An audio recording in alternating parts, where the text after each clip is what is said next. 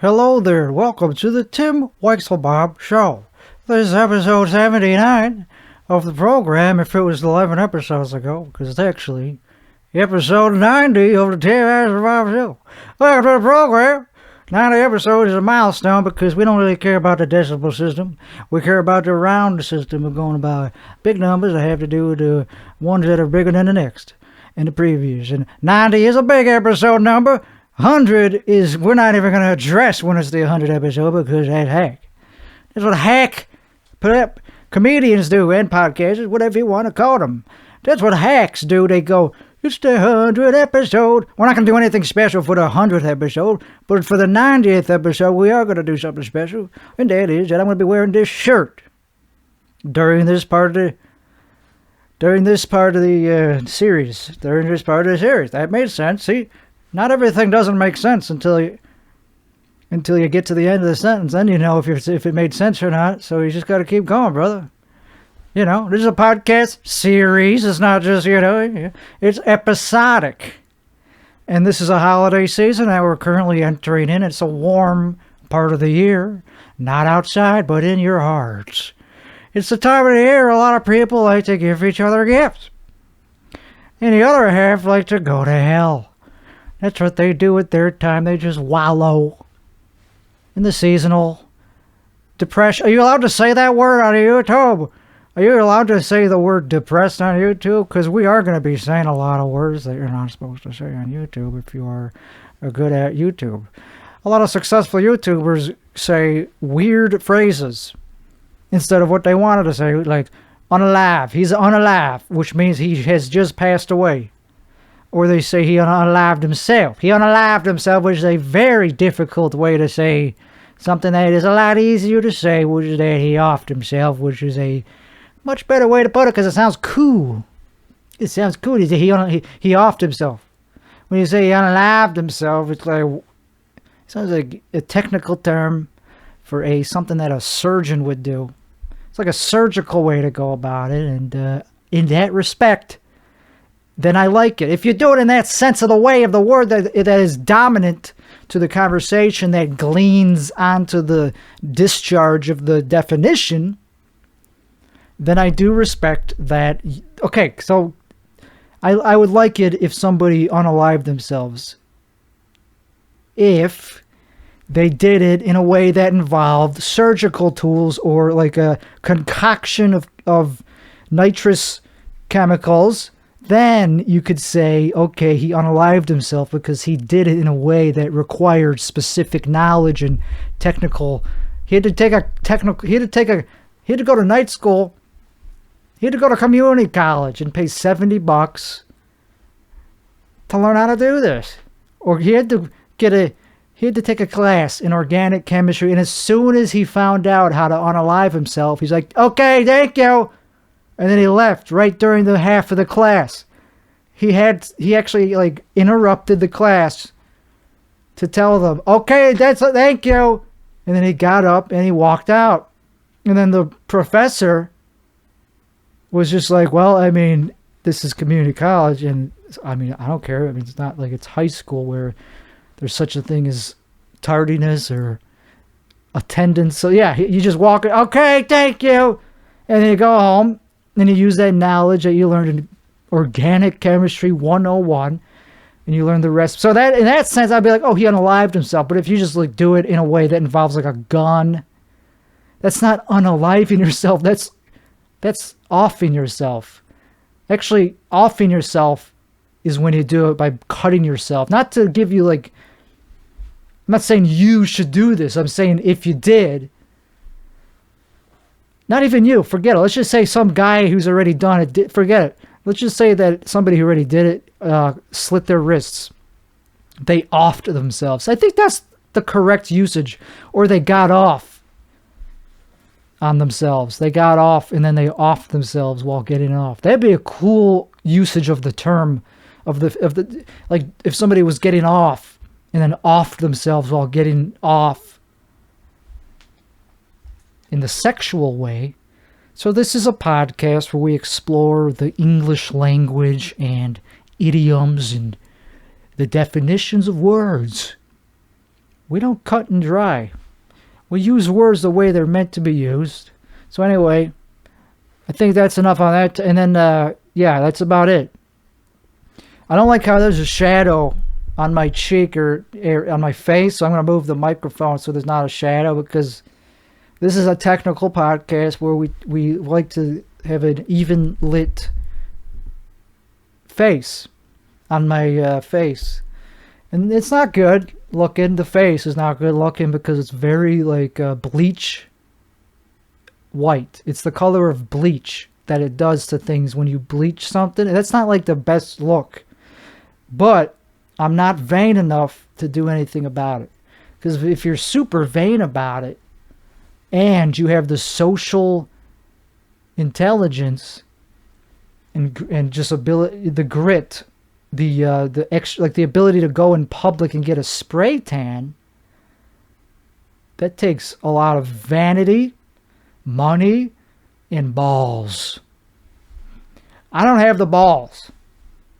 I have the vanity, and I guess I could afford a spray tan. I'm not going to go bankrupt if I booked a spray tan. What is it, like? I'm not out of touch, so I know that it can't cost more than a few $100. With inflation, well, you gotta do the inflation math. Okay, $1,000. It probably costs about $1,900 with tax, and then I'm not gonna go bankrupt, so that's not the problem. The reason I don't have a spray tan, and this is not the only time I've talked about this on this podcast, is because if you remember the first time I talked about it, if you're following in sequential order, this is a growth, self-improvement podcast, so I haven't improved. I'm still exactly the same person. I'm hung up on hiring somebody to give me a spray tan because it's awkward. Unless it's a dude that's gay. Then it's only awkward for me. If it's not awkward, because if they're gay, it won't be awkward for them. They'll just be trying to hide that they're excited if they're attracted to me. I'm not saying they necessarily would be, because on a scale of gay to like on a gay scale of hotness, I am, I don't know, 5, 6, 7, I don't know. I'm not like a 0. I just know that it wouldn't be as uncomfortable for them if they're gay. If they're a straight woman, let's not be humble. Let's not be humble. A straight woman, all of them want to have, like, all of them are attracted to me. I'm trying not to say the F word. Like, I'm on the feminine scale, I'm a 8. If I was a chick, I'd be an 8.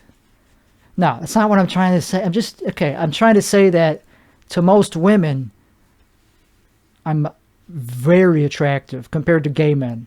Gay men don't like my type. I'm not their type.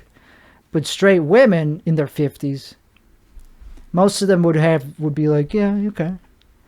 In their 60s as well. Did I mention that? I can't leave out the 60-year-olds who are even hotter than the... Actually, I prefer 60-year-olds than 50-year-olds, because 60-year-olds are less worried. We'll get more into this later, but it has to do with the psychology. Like, okay, we're not going to talk about sexual innuendo or any of that BS. Spray tans. I would like a spray tan, but you need to get it done professionally by an applicator. And you got to fill out an application to see if you're qualified, and they check your credit. They do a hard credit check, so you're going to get dinged on your credit report, so I hope you don't have to take it long. And it's really not really a credit report, it's a social credit report to see if you're a creepo. If they do, so basically they just go on Twitter and they search if you're trending, as long as it happened in the past, and they do a search. They just do a quick Google search, a background check. That's the better way to phrase it. It's a background check. Jesus, I'm an idiot sometimes. I'm just an idiot sometimes. I can't even think of that freaking... So they do a background check. As long as you don't have any skeletons, like you're not like a sex offender, then I guess they would be like, okay. Anyway, it's awkward for a straight single dude to just get a spray tan, because it's awkward, man, because they're going to bend over, they're going to bend down to my genital area, and then it's gonna get hard. I'm not trying to be funny. I'm trying to diffuse the uncomfortability of this topic. I'm trying to diffuse the discomfort in my voice as I talk about this subject, because it's true. That's the reason I don't want to get a spray tan, because they'll go down and I'll get hard. Or at least I'll think about how I don't want to get hard, and then it's like it's awkward, man, because you gotta wear like boxer, you gotta wear like nothing. It's best to do it completely nude. So it's sexual. There's nothing about that. That's not. I'm a Scorpio, and this is who cares? I'm a Scorpio. It's Scorpio season, as in we're born in November, and that's all I know. And there's scorpions out and about. There's one in my garage, and I was like, whoa! Like, I didn't freak out. That's what I'm trying to illustrate. Is that I didn't like freak out.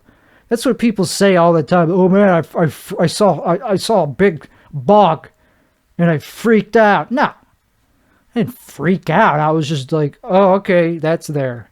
That's big, and it's on the wall. Okay, I don't want it to be near my house. I don't want it on my property. But it's just like creepy. You get this skin crawly feeling. But that's not the same as being freaked out. Freaked out is like, wah! Like a freaking out. Usually you make a noise. Or you start like shuffling around and darting around.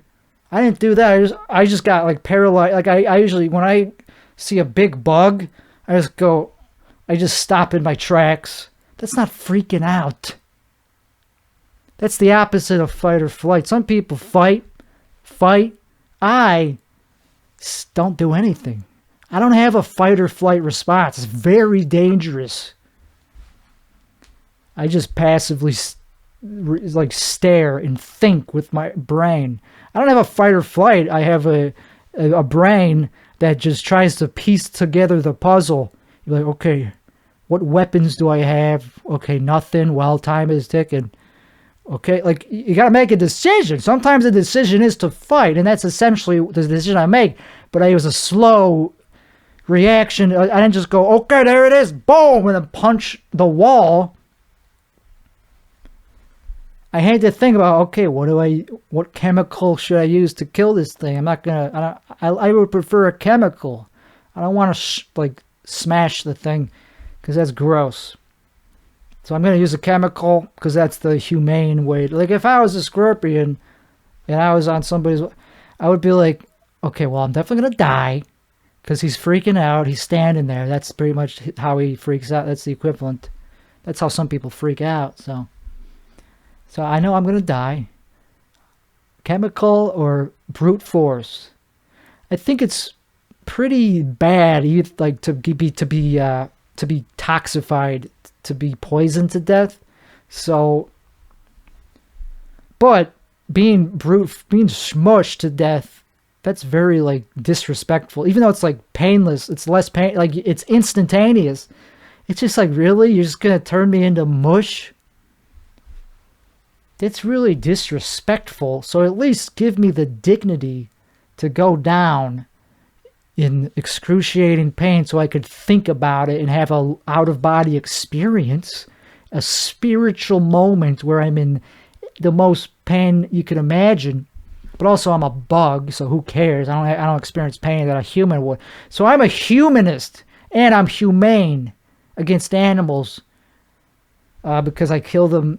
I don't kill like animals. I kill the ones that don't feel pain, because they're fish. Fish don't feel pain. I learned that from a Nirvana song.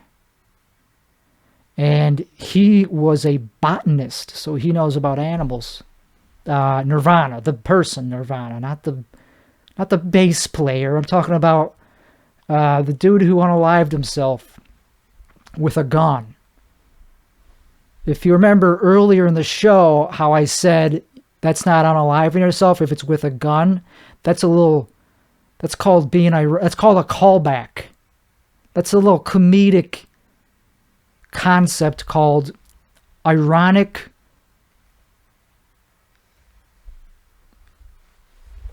juxtaposition. Okay, we're back. So let's get the show started. Jim Cramer is in the news. Not really. He's a great guy, though. I like him. He gets a lot of flack on the Twitter tweets. The titters. Not Twitter. Reddit. Same thing. Reddit, Twitter. It's not owned by Elon Musk, so it's the one I don't like as much. And I don't like it. I like it more, actually, just because it's huge. You could get information about whatever. YouTube's the best. YouTube is where I live. If I got banned from watching YouTube, I would have nothing left except for Disney Plus. And there's no Disney movies about how to record vocals and compress them with the multi-band compression. So I'd be screwed. This is a very esoteric podcast. This is a very esoteric podcast. This is very esoteric. And I'm just going to keep saying that word until somebody calls me smart for knowing what that word means. I'm waiting. It's not going to happen. This is a one-channel podcast. This is one way in, it's one. This is a unidirectional podcast. So you can't talk back to me. You can, but I'm not going to hear it because I'm too out of touch with the common folk who actually are enthralled by my voice. Because if you're because that just means I like you. I rely on you for juice to get off. Not to off myself, to get off. But I don't communicate with my supporters because I'm, for lack of a better term, I'm not going to say I'm too good for you. It's but for lack of a better term, that's how I. It's not how I look at it. It's like if you actually support this podcast or me, that's actually humbling in some weird way. I don't know why, but it just is. So anyway, that's not who I'm talking. I'm talking about the people like the app, like somebody that is like who. Okay, I'm out of touch, but not as bad as some people. Jim Cramer is out of touch. But I love him because he's a good, funny, he's an entertainer. See, people talk S about him on Reddit because he gets all these predictions wrong with the stock market, but like nobody can do that. Nobody could actually predict the stock market. The only thing you can predict about the stock market is that maybe it'll keep going. There will continue to be a stock market, I predict, with about 70% certainty that there will be a stock market in the next 10 years. But I'm only about 50% sure about that. So that's it. You can't make any predictions about the stock market. So who cares if he gets things wrong? He's an entertainer. He's a funny guy that complains about things that have nothing to do with the stock market as the stock market's opening. The opening bell is ringing, and he doesn't even acknowledge. He just yells over the stupid clapping every day. He's like, I was window shopping. Oh, man, my wife hates it when I leave the toilet seat up, right, guys? And they're completely ignoring. They're just like staring into the camera. It's like, so anyway, the opening bell is, we got a new ETF coming out. And he's like, man, nobody likes me. And that's hilarious. That's who I want to be someday. I just want to be a guy on a TV show every single day that has to do with the real financial news. But I'm only talking about the petty things in my life, about like things that nobody even wants to. The most mundane, because he can do that because he's an entertainer who's talented and he's successful. He ran a hedge fund. He's worth over $100 million, so he's not a kook. He's not an idiot. He's a kook, but he's not an idiot. Those are two not mutually. You could be a kook, but that doesn't mean you're an idiot. They are not necessarily the same thing. So anyway. He's a hero of mine. Not because he predicts things. Who gives it? What do you expect? Somebody to predict things? Oh, so he's making predictions and he gets them wrong. So I don't like the guy? He's an entertainer. If you learn about the stock market, and you'll know that it's fun to make predictions. That's the whole point. It's fun to speculate. And some of the stuff he says isn't even wrong. He says plenty of right things. He has home runs. But then he gets one stock wrong. It goes down like 50% in one day. He'll be like, well, I got that wrong. So anyway, I got these towels. Sorry, I got that wrong. We're going to talk about it in our secret club later on. I'm going to talk about it on Mad Money. So anyway, these towels are made out of linen, and I don't know if I like linen. Like, it feels weird, like I'm on my skin, you know? You know what I mean, David? You know what I mean? And then David's like, I don't know, Jim. So anyway, AMC is reporting earnings today. Like, they just pause because they don't know what to say, because they don't want to say what they're thinking, because obviously they're on TV and they don't want to lose their job. Jim Cramer is not worried about losing his job because he's already rich. He's already rich. He's got his own show. He's like the Tucker Carlson of finance. If he gets fired for that channel, just go on Twitter. He'll get 100 million views instead of 30 million. Oh my! And then he can meander all he wants about, you know, Velcro. You could be like, you know, I don't know. Is there any point in using conditioner if you're above 50? Who am I trying to impress? So anyway, I'm going to be giving out Halloween candy. Like, he just talks about his life while the opening bell is ringing, and everybody else on that channel is like being professional. They care about their job because they don't want to get fired because they're not worth 100 mil. So they go, that's true. That's a good point, Jim. So anyway, the NASDAQ is down 200 points, and that is very important. So we're going to talk about it as if it's the most important. The NASDAQ, but he's like, yeah, the NASDAQ down. But anyway, you should. But this stock, I like that. It's a good stock. But he loves stocks. It's just that he doesn't. It's not his whole life. He doesn't have to only talk about like a robot. These other anchors go, well, we're going to be talking to the CEO later, and then we got a Fed meeting later on, and we're going to be talking about that. And the SPY is down. The NASDAQ is down about 40 basis points. And then maybe they're going to raise some basis points. We're going to have the CEO. We're going to interview the CEO because he's had a good quarter. He's going to splurge on and on about how he's jizzing himself over the great quarter and then Jim's like, when's this guy going to shut up so I can talk about Velcro and tennis shoes that I want to purchase? When's this guy going to shut up? That's how they're thinking about him. When's this guy going to shut up so they can go back to doing their stupid scripted boring job? They have no personality. They just got really good grades in finance school and they got a degree in finance. Well, Jim went to Harvard, and so he's already paid his dues. That's why he's able to lean back in his chair, roll out of bed at 6:30 a.m. instead of 6 a.m. like these other goobers. Okay, so Jim Cramer is a big spokesperson he's a great we're a fan of him on this podcast. We're going to put his name or his face up on the screen there to show that we like him. And that's just a new thing that I've been doing. The Timmy Gusto show came out a week ago, and it was very dirty. He curses way too much. So he's not going to have a career. I can't put out clips of him just talking about lascivious things like that. Or voluptuous, like horrid. It was horrid watching his product back as I was recording it, as I was sitting there in the booth adjusting the faders, like George Martin. It's the exact same job. Like I'm pretty much the same person as George Martin.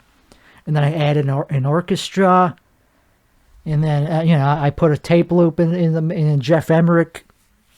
So, Timmy Gusto is kind of, I don't want to say loser, because he hasn't really done anything to lose at. He doesn't even, try. To be a loser, you kind of have to be at least trying at something. He's so out of the game. Me, myself, and I relate. I know I'm not saying I'm in the spotlight. I'm not killing it myself, because I also don't like putting out clips of this podcast because it's just one guy talking, and that's excruciating. That's painful. I'd rather be smushed to death than listen to myself talk on this thing, especially looking at my face. Horrible. So I don't produce many clips from this thing, and that's unfortunate because that's a good way to get exposure and organic reach, and also you gotta be saying something interesting. But if I had a guest on, then you go back and forth, and there's a dynamic, and it's easy to get clippable moments. I think, in my experience, I've gotten better when I have a guest on. But I don't really like asking people for things and being like, "Hey, can you do a podcast? I have a podcast." I used to do that all the time. But that was when I was an alcoholic, and I didn't have the shame stopping me from being like, "So I have this podcast, Milo Yiannopoulos. Name drop." So I gotta acknowledge that. Huge name drop that I just dropped out of my ass. You can't just name drop and not point out the fact. You can't acknowledge. You can't just go without being like, "Whoa, name drop."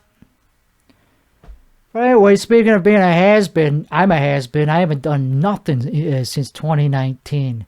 2019 was my year. That was before I knew what it was like to have my own house.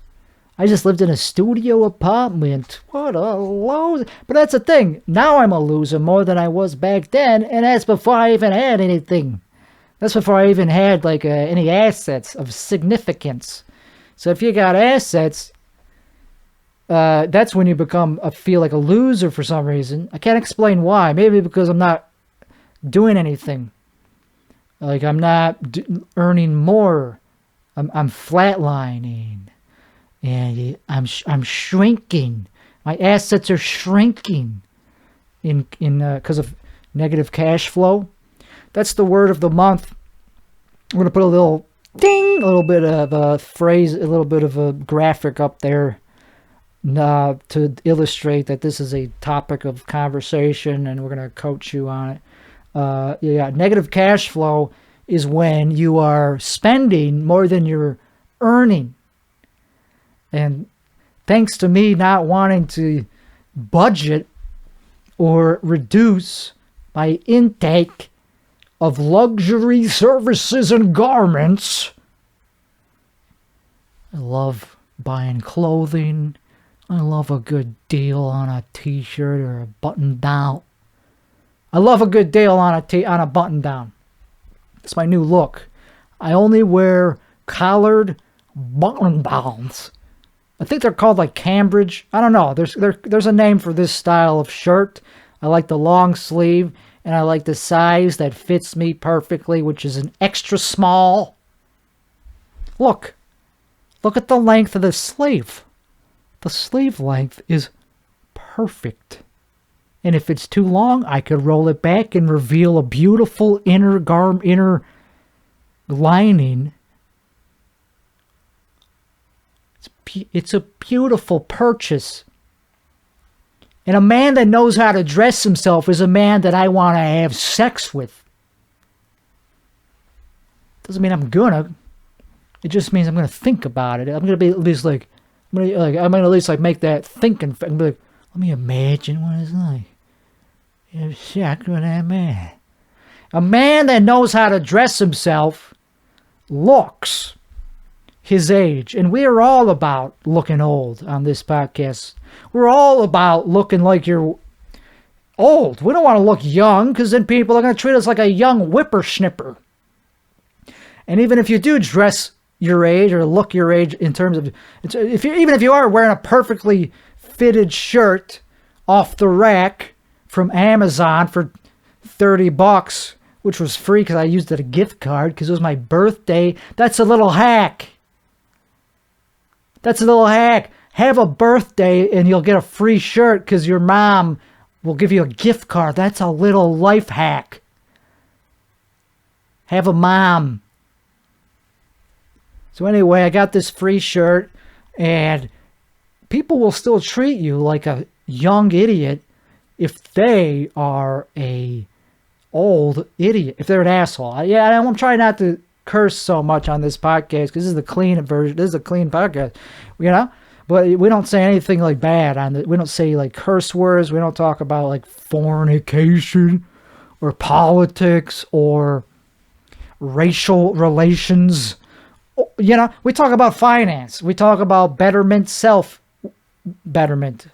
We talk about stocks. We talk about the pursuit of financial independence, which leads to happiness. Didn't you hear? Didn't you know? Didn't you know that? Money, it's not that it can buy happiness because you don't want to give away your money. No. Happiness is from earning money. Okay, now can we show a graphic? Positive cash flow is the opposite of negative cash flow. It's where you're making more than you're shitting. Sorry, I didn't mean to say that. It means you're making more than you're spending. Or losing. Maybe you're getting robbed. So money creates happiness. It doesn't buy happiness because that's negative cash flow. You don't want negative cash flow. As long as you have positive cash flow, then you could buy a few luxury items. But if you break into the negatives of cash flow and it turns red, you're going to feel like a loser. Literally, because you are a loser. That's what it means. That's what it means. See, I would be a good community college crash course teacher. You know, because I wouldn't be like Jim Cramer going on tangents about my clothes. I would be like, here's the news today, 5 a.m. Ticker sign MLD is going up. It pays a dividend. Yeah, positive cash flow is the opposite of negative cash flow. It means you're killing it. Even if it's only $1 above your whatever. Even it's only $1 of net cash flow. You're still going to feel rich because it adds up. It adds up. So positive cash flow buys happiness. It instills happiness. So if you're losing money, if your assets are depreciated in value and you have no positive cash flow, you just have a bunch of assets, or maybe you have like some liquid cash or capital or stocks, crypto, and that's where you're getting your payments, your income from, or it's not income, it's capital that you're liquidating to live off. So you would call that, I don't know, I don't know what the term, it's not income, but it's where your money that you have to live off, it's where your cost of your living expenses are coming from. That's a bad spot to be. You don't want to just be living off a pile of cash that you made and not earning any, it's just depreciating. That's when you feel like a loser. So that's a psychological thing. It doesn't mean you literally are a loser, because compared to some people, they'll be like, whoa, he doesn't even have to work. He's living off of savings. That's better than me. I'm working paycheck to paycheck, man. I'm dying here. And this guy's just moping around his house, just living off a pile of cash. That doesn't seem like a loser to me, even though it kind of does. Even when you describe it that way, it doesn't sound that great, actually. I think it's better to not to live paycheck. Living paycheck to paycheck is a totally the opposite side of the coin, where you don't have positive cash flow, but you have cash flow. It's just not positive. That is bad too. But at least you're working. At least you're in the mental mindset to work.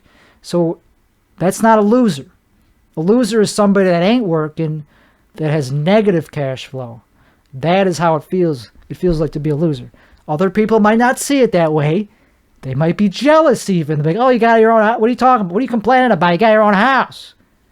You got plenty of food. You got plenty of groceries. You can eat ice cream every night, and that's where I want to be. No, it's sad. You'll feel like a loser. Why am I talking about this? Because I'm talking about myself. I'm not talking about you. When I say you, I mean me. That's just a easier way to say it, because who wants to say me? Who wants to be like, me? Oh, it hurts my soul. I'm really having a tough time. Me. I'm talking about myself. No, I'm saying you to as like a catch-all, as like a, you know, like the you with a capital.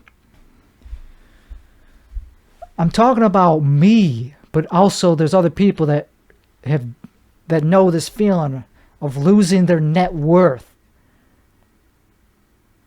It's not a lot. Not everybody can relate to this, but if you have achieved a net worth that's big enough where it kind of defined your personality, or your identity,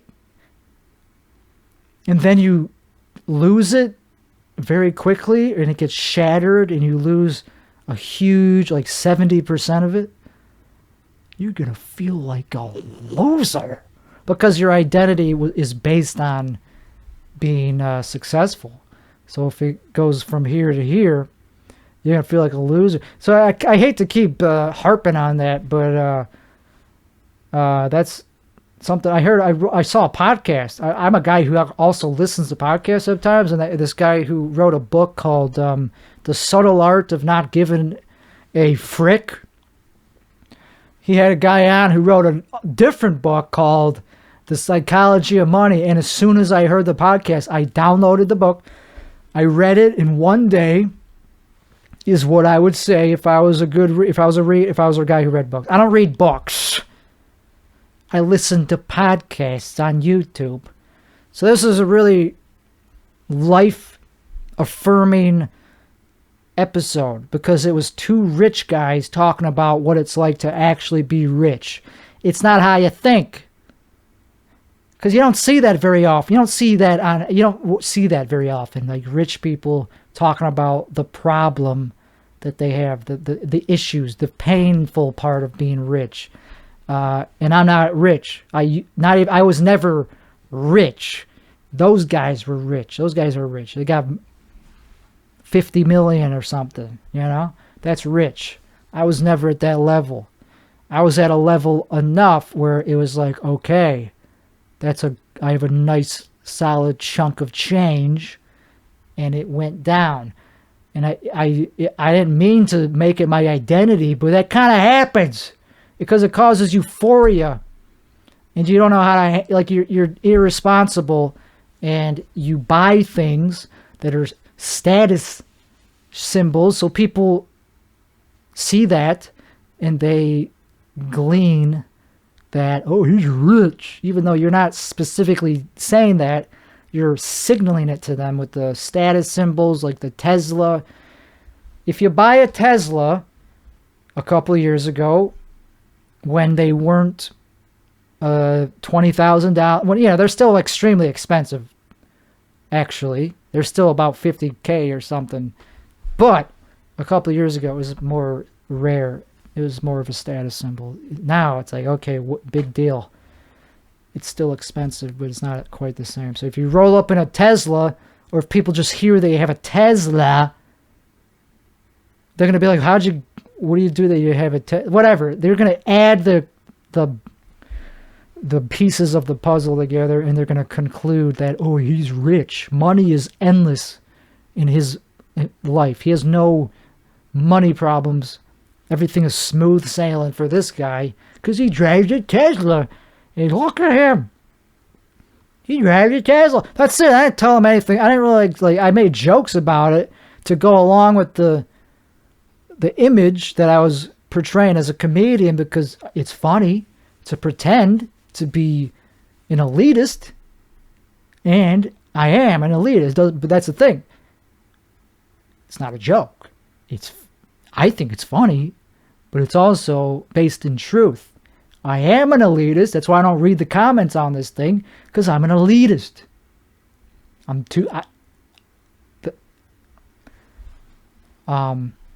It's not high quality. Like, I need high quality. Everything has to be high quality premium for me to give a fuck. Or you just have to be really good at something, which is the same thing as elitism. If you're really good at something, but not premium, like you could be poor, but still really good at something, that counts. Like Jocko, the bass guy that got beat to death at a bar. He wasn't rich. I don't think he died rich, but he was elite. 20 years after he died, he became elite because nobody knew about him when he was alive. Same with a few people. If you're really good at art or performance, you're going to become elite. You're going to join the elite. It's going to happen because who would say no? Like that painter guy, Basquiat, Biscuit, whatever, Bisco. I think I said it right the first time, Basquiat. That's exactly how it's pronounced. He started as just some dude who did heroin. And then he ended as a dude who did heroin, but was in the elite art scene. So, doesn't matter how much money you make.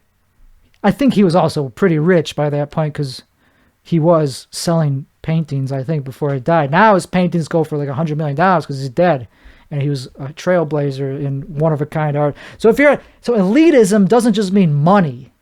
Doesn't just mean, oh, he's in a long line of rich kids that own Fox News. No, Murdoch's. No, it just means you're at the top of your game. So I lust after that whole idea of like, ooh, I want to seek out the best of the best in anything that I put my hand in.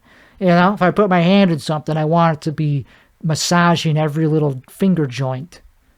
So that's what elitism is in a nutshell, and there's nothing wrong with it. Most people like the thought of being elite.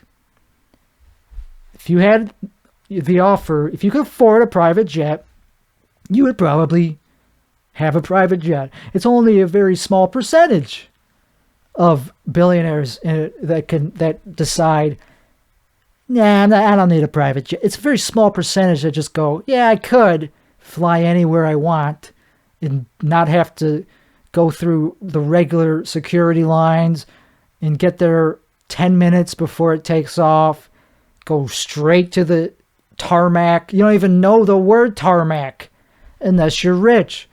Poor people don't even know what a tarmac is because they're not allowed to even look at the tarmac. If you're taxiing on a runway, they don't even know that they're on a tarmac. They just call it, oh, I guess I'm in the airport on a runway or something.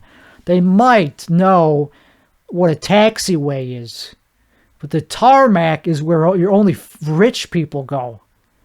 And that's where their plane is waiting for them. They don't have a schedule. They just go, okay, well, the VIP is not here yet. That's what they call them. They call them the VIP every time, even when they're not within an earshot. They just go, well, we're here, and we're not going to get mad because he's paying. So whatever, if he's late, we just get paid a little extra, and it's nothing to hit, no skin off his nose. So we're happy no matter what. See, that's what elite service is. You could be as late as you want, but since you're the one footing the bill, all the people flying the plane are just going to be as happy as a clam. There's going to be, okay, it's a few extra minutes I can watch my iPad. It's going to watch some iPad here on my pilot my cockpit. Anyway, so that's elitism, and we got on that tangent because I was doing jokes. I was pretending to be rich when I became not rich, but I became paper successful a little bit, enough to buy a Tesla, which is nothing. It's not that much, but it was enough for people to permanently look at me different. I looked at myself differently. So I can't blame them. Are we done yet? This is all okay. Just making sure we're not going over because I don't want to get too in the weeds on something that is not that interesting. I mean, it's interesting, but it's just like, you gotta write a book to know what it's like to be in this position. So anyway, people looked at me as if, oh, he's rich. And they permanently, they still think that. They still think that I'm that way, even though I never really was. I just had a Tesla in a house. Whoopee. Doesn't take a genius to do what I did. I just, it's nothing impressive. I mean, not to be too, because these guys on this podcast, these guys that I'm talking about, they completely shit on the idea of making money from a meme stock, and I resent that part. I furrowed my brow, and I was like, well, what do you know about meme stocks? Hey, let's see if it's so unimpressive. Let's see you do it. And they probably did. They probably did something a lot more impressive than that. But they actually had a point behind it. They didn't just shit on. They said, well, because it's not repeatable, and I'm not interested in something that's just luck. I want to do something that's repeatable, and then I'll actually get some satisfaction out of it. And I could get that, I guess. But the meme stock was not just an accident. It was a strategic investment that didn't happen overnight. And so luck was involved, but it was not something that I didn't plan out for years. So the GameStop junkies that became millionaires, they had to really make a strong decision to actually commit to that. Some of them, I guess, just did it on a freaking whim and like, okay, I'm going to put $60,000 into GameStop, and then it went up to $200, and they made, let's say, $10 million bucks. But very few of those exist that just did it on a whim. I think most of the ones that actually made a killing on GameStop were not just run-of-the-mill gambler junkies, that just go, yeah, man, let's just put all the money on black. Some of them, yeah. Then, okay, fair enough. But I'm just defending my honor as a egomaniacal elitist in the sense that it doesn't even matter if it's not impressive, because it's harder. What is impressive is to keep the damn money. Then it would be impressive. If I still had it, then it'd be impressive. But I have it. But like most people who make a ton of money in one day, they don't usually keep it, They don't usually keep it for very long. So that's the other side they don't hear. I mean, you hear about it with lottery winners. You hear about it with lotteries winners. But, so it was kind of like that. And then you feel like a loser because your net worth is now not as much, and your identity was kind of riding on being a rich douchebag. Once you start feeling what it's like to be able to do whatever you want within reason, like things that you weren't able to do before, like, okay, I'm going to plan a trip. Done plan. That's how long it takes to plan a trip if you're rich. If you're rich, this is how long it takes to plan a trip. Okay, maybe I should go to Spain. I don't even know where that is on a globe. And then just press a button on your phone and buy boom. I guess I'm going to Spain tomorrow because I bought a first class ticket, and you could do that because there's usually some availability if you have enough. I don't freaking know. It's more flexible if you have enough money. It's easy to buy plane tickets and cancel at the last minute. It's more you can just do whatever you want. So that's how easy it is. You don't have to plan. Just go, okay, well, I bought the tickets. I guess next step, pack. Or I could just buy stuff when I get there. I could pack, or I could just not. I could just wear whatever I have on my back. Bring my phone, wallet. That's the most important thing, is the wallet and the phone. Without those two things, you're not rich anymore. In these days, you just really need your phone. So anyway, yeah, it may be your passport. You need your passport. Okay, that's where you got me. That's the one thing that money can't buy is a passport. You got to go to the stupid DMV or pay somebody to go for you wearing a mask. So anyway, that's how easy it is to plan a trip when you're loaded. You just go, okay, I don't care about the hotel. I'll figure that out when I'm in the plane. But that's another few clicks of the button. Okay, I'll just buy a penthouse. Not rent a penthouse. I'll just buy a penthouse as soon as I get there. Okay, thank you. You get up to the penthouse. You don't worry about anything. You don't have to worry about nothing, man, because you don't have to plan.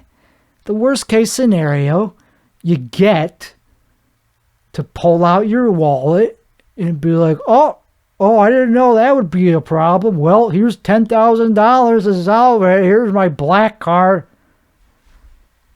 Yeah, that's not a problem. Oh, you're all booked up? Well, here's my black Visa card, American Express Visa.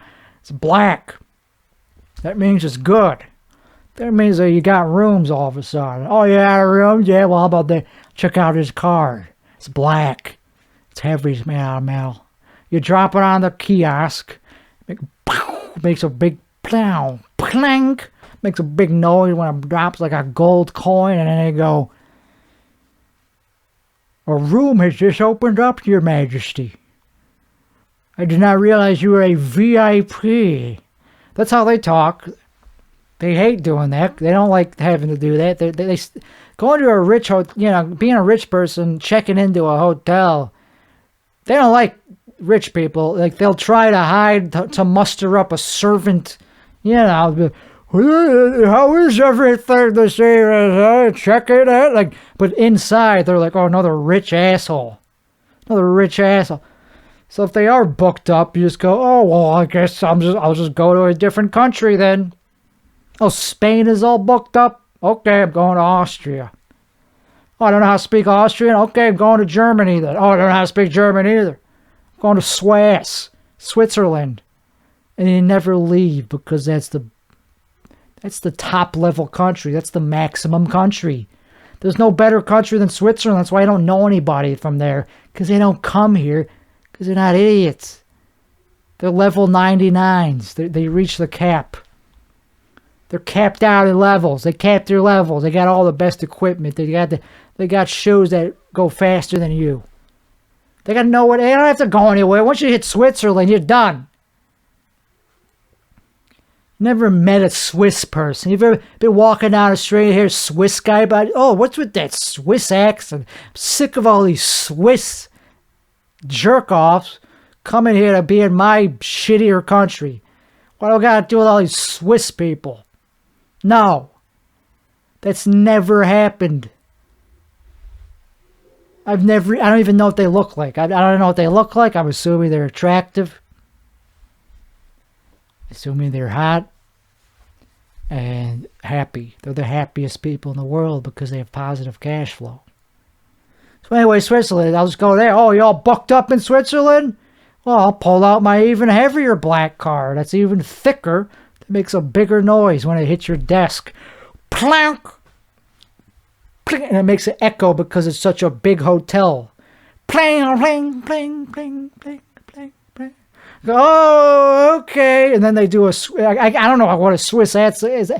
I have no idea what a Swiss accent sounds like, so I can't even imitate them badly if I wanted to. I can't even do a bad impression of Swiss because I've never met a Swiss person because they don't come here. Why would they go to a shitty shithole? Sorry, I'm not trying to curse, but I'm allowing the S word because it's not as bad as the F word. Why would I go to that S-hole country when I'm in Switzerland, the best S country? So, that's, you're not allowed there. You're not allowed in Switzerland unless you have a credit card that's this thick. It weighs like a pound. The credit card itself is gold. It's worth like $20,000 in gold. So you drop it, it deforms because it's pure gold, so it's no longer the shape of a credit card. By the time I'm done using this thing, it's a snowball. It's no longer a credit card. It's the shape of silly putty because I've been dropping at all these desks that won't let me in. So I got to keep dropping it, and then they finally get the memo, and it doesn't make that loud of a sound because it's gold. It's not like tin. It's not a cheap metal that makes a ding sound. It's gold. It makes a bonk, bonk. It makes a high quality sound when you drop it on a hotel front desk. And then they go, oh, didn't realize. Well, we do have a room reserved for people that have the means to afford it. We just say that, obviously, we don't have rooms for you. For most people, we're not lying when we say we're out of rooms. We meant for regular people. But now that you have that credit card, yeah, welcome to Switzerland. Or Switzerland. I don't know how I talk. Notice how there's absolutely no cultural significance of Switzerland other than that they're known for having banks that don't disclose information about their clients. That's all you've ever heard about Swiss, and maybe they make chocolate or something. I don't know. They make candy canes. They're known for their cheese or something, but that's it. You never heard nothing about Switzerland. There's no bands from Switzerland. Because bands can't afford to practice in Switzerland because anybody that's in a band cannot afford to be in Switzerland. No rich people are in bands. No happy rich people form bands. Only sad, outgoing trash forms bands. So anyway, if Switzerland's full, I'll be like, well, okay, I'll just go back to the tarmac.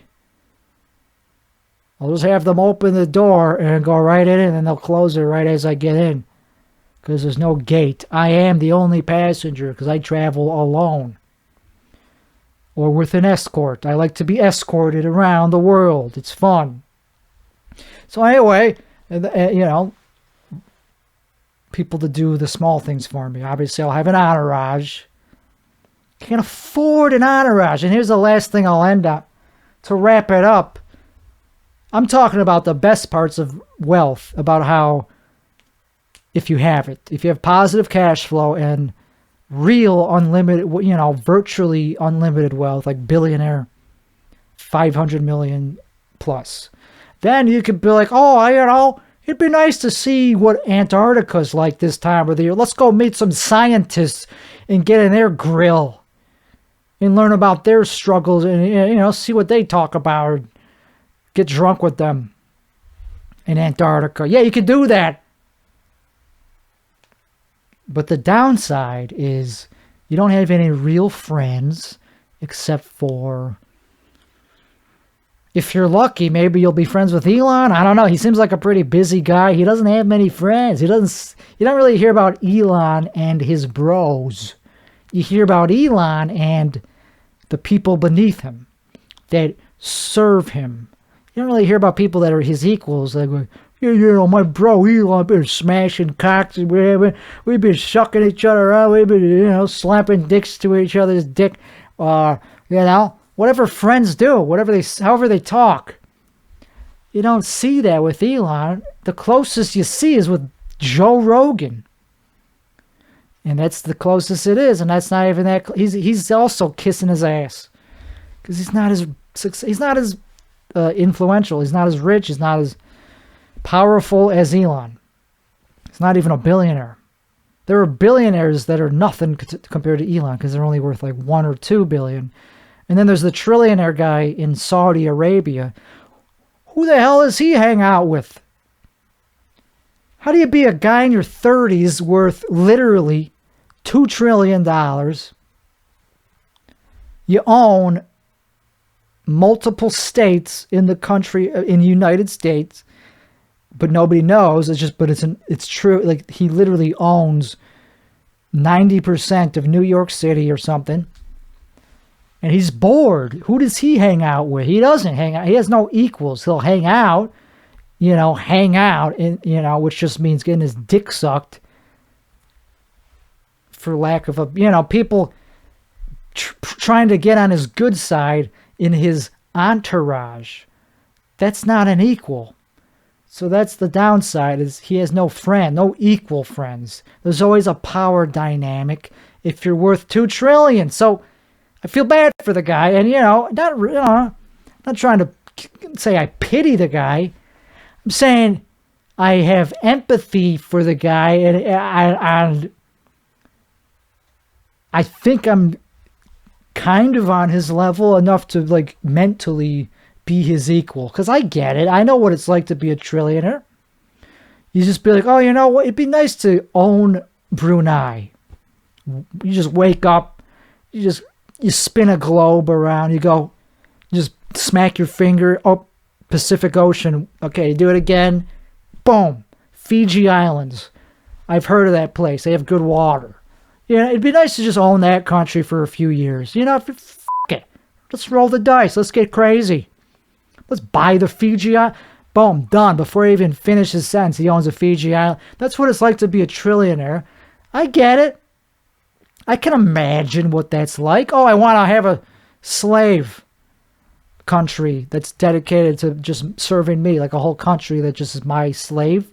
And just the women and the men are worse, like non-sexual slaves, and the women are sex slaves. Yeah, that's what $2 trillion gets you.